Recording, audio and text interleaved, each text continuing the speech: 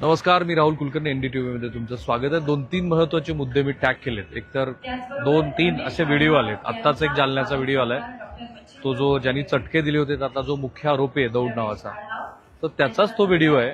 हातामध्ये तो कुऱ्हाड घेऊन आहे आणि एका व्यक्तीच्या अंगावरती तो धावून चाललेला आहे। 2 मिनिट आणि काहीतरी सेकंदाचा तो व्हिडिओ आहे आणि त्या व्हिडिओमध्ये हा हातामध्ये कुऱ्हाड घेऊन त्या समोरच्या बैलाचा व्यापारी आहे म्हणतात।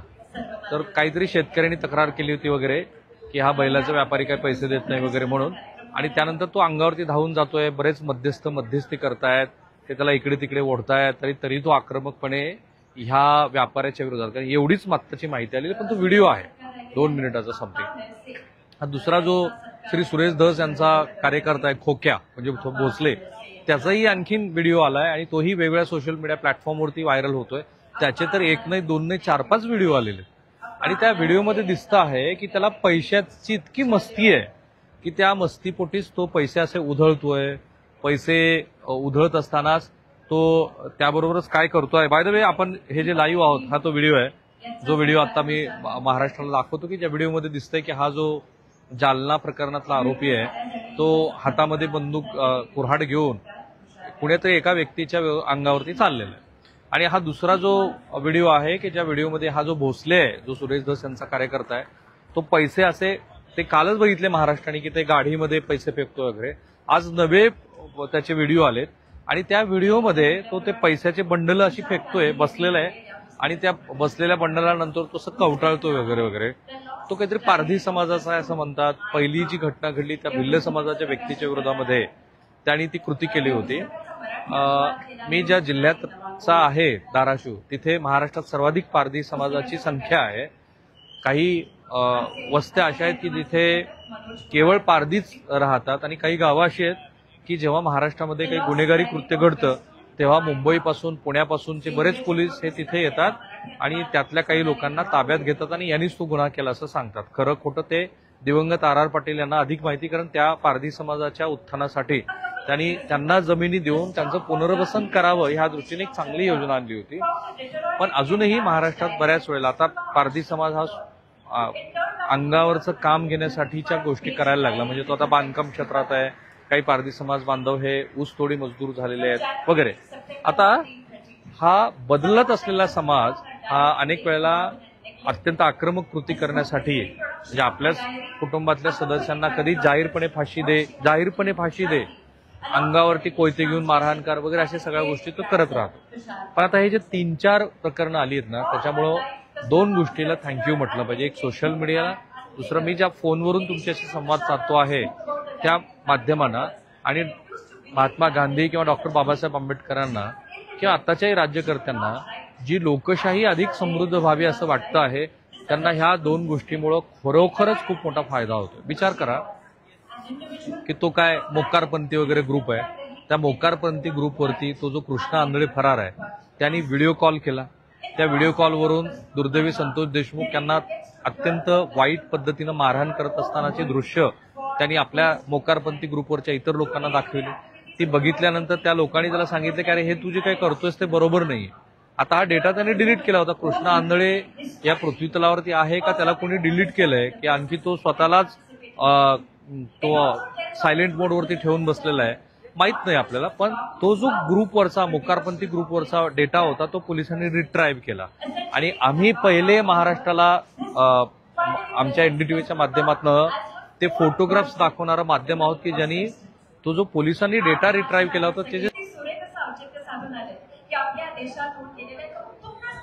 आणि काय निर्घुणपणे काय वाईट पद्धतीनं संतोष देशमुख यांचा खून केला, त्यांची हत्या केली, ते महाराष्ट्राला दाखवलं। महाराष्ट्र हळहळला आणि लगोलग त्या बातमीमुळं महाराष्ट्र राज्याचे मंत्री म्हणजे आत्ताचे माजी मंत्री धनंजय मुंडे यांचा राजीनामा झाला।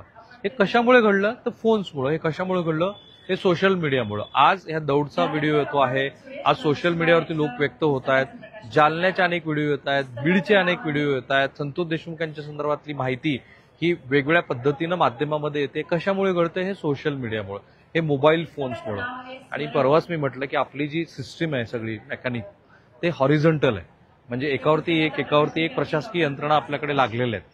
त्या प्रशासकीय यंत्रणेमध्ये जिल्हा पातळीवरती जिल्हाधिकारी प्रमुख आहे, मग त्यालाच थोडासा पॅरलर पण थोडासा खाली IPS ऑफिसर म्हणजे SP आहे, आणि मग बाकीच्या डिपार्टमेंटचे हेड वगैरे येतात, ज्याला पोलीस प्रमुख आणि एक महसुली विभागाचा प्रमुख आणि मग बाकी ऊर्जा विभाग वगैरे वगैरे आहेत. आणि ते साधारणपणे त्यांनी जिल्हाधिकाऱ्यांना रिपोर्ट करावा असं अपेक्षित असतं. म्हणजे ते त्यांच्या हायर ऑथॉरिटीलाच करतात, पण बैठकांच्या दृष्टीने त्याचे प्रमुख. झालंय काय की ही जी पारंपरिक पद्धतीनं आतापर्यंतचं मेकॅनिझम होतं ते तसंच मेकॅनिझम काम करतं आहे. आज आता अंजली दमानी यांनी बीडच्या पोलीस अधीक्षकांना म्हटलं की मी सो अँड सो व्हिडिओ तो भोसलेचा पाठवते, तर त्याच्यावरती काय तर ते म्हणाले की हा फेब्रुवारी महिन्यातला व्हिडिओ आहे आणि याच्यावरती कुणाची तक्रार आलेली नाही, पण मी आता सुमोटो तक्रार दाखल करतो. तर हे असे सुमोटो स्वतः पुढे येऊन पोलिसांना गुन्हे दाखल करण्याची वेळ महाराष्ट्रामध्ये इथून पुढे खूप येणार आहे.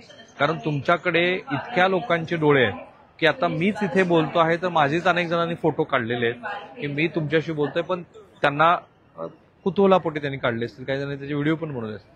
हा जो ग्लेअर आहे त्याला आपण एक फोकस म्हणतो तो आता खूप मोठ्या प्रमाणामध्ये आहे. आणि सोशल मीडिया हा अनेक अर्थाने, ज्याच्यामध्ये लिंगभेद नाहीये, ज्याच्यामध्ये धर्माचा भेद नाहीये, ज्याच्यामध्ये तुमच्या वयाचा फारसा फरक नाहीये, कुठलाही 18 ते आणि आता तर त्याच्याही अल्पवयीन असलेली मुलं ही सोशल मीडियावरती व्यक्त होत आहेत.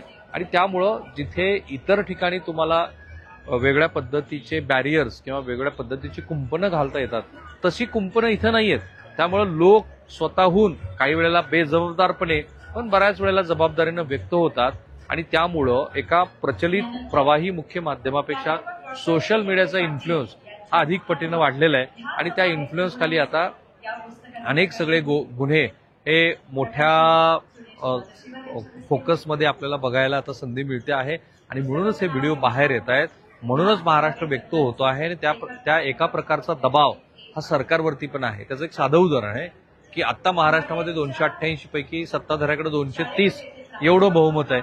पण तरी असून सुद्धा जेव्हा आमची ही बातमी आणि हे फोटो दुर्दैवी संतोष देशमुख यांच्या खुनाचे व्हायरल झाले, त्याच्यानंतर मुख्यमंत्र्यांनी स्वतः सांगितले माध्यमांना की एक प्रकारचा जो जनक्षोभ आहे तो वाढला आणि तो वाढता जनक्षोभ लक्षात घेऊन आम्हाला धनंजय मुंडे यांचा राजीनामा घ्यावा असं वाटलं. आणि ते स्वतःही म्हणतात की याला विरोध उशीर झाला आहे असं मत माझं आहे नैतिकतेच्या मुद्द्यावरती वगैरे. ही नैतिकता आली कुठून, तर सोशल मीडियावरती जो दबाव आला त्यातनं. आणखीन एक उदाहरण देतो. जेव्हा श्री अजित पवार यांनी देवेंद्र फडणवीस यांच्याबरोबरचा तो सकाळचा शपथविधी केला होता, त्या शपथविधीनंतर महाराष्ट्राच्या सोशल मीडियावरती सरकार, भाजपा, अजित पवार यांना अत्यंत टोकदार पद्धतीनं आणि बऱ्याच जणांनी तरी तेव्हा अपशब्द सुद्धा वापरलेले होते. त्या अपशब्दामुळं एक मोठा दबाव हा अजित पवार यांच्याकडे जाऊ इच्छिणाऱ्या आमदारावरती तयार झाला होता. कारण लक्षात घ्या, आज जे अजित पवार यांच्याबरोबर गेलेले आमदार आहेत, कोण शिल्लक राहिले अजित पवारांच्या विरोधात, तर हे सगळे आमदार हे तेव्हाही अजित पवार यांच्या बरोबरच होते. पण सोशल मीडियावरती इतका दबाव आणि इतक्या पद्धतीची वावटळ उठलेली होती की त्या वावटळीला हे सगळे भिले असं म्हणतात. आणि म्हणून ते शरद पवार यांच्या बरोबर राहिले. तर हे जे दबाव आहेत ना, हे भविष्यामध्ये खूप वाढत जातील. आणि त्यामुळं लोकशाही समृद्ध व्हायला मदत होईल. अट एवढीच आहे की जेव्हा जेव्हा अशा पद्धतीचे व्हिडिओ, अशा पद्धतीचा भाव सोशल मीडियावरती व्यक्त होतो आहे, तेव्हा समाजाच्या हिताची काय गोष्ट आहे हे लक्षात घेऊन सरकारनं व्यक्त होणं गरजेचं आहे. जे ह्या बीड, जालना वगैरे प्रकरणामध्ये सरकार काय करतंय ते आता बघतोच आहे आपण. थांबूया आपण इथे. आमचा तोच प्रयत्न आहे की महत्वाचा जो काही मुद्दा आहे तो महत्वाचा मुद्दा महाराष्ट्रासमोर मांडायचा आणि त्यातनं लोकांना योग्य तो त्या घटनेमागचा जो भाव आहे तो समजून सांगायचा. थांबूया.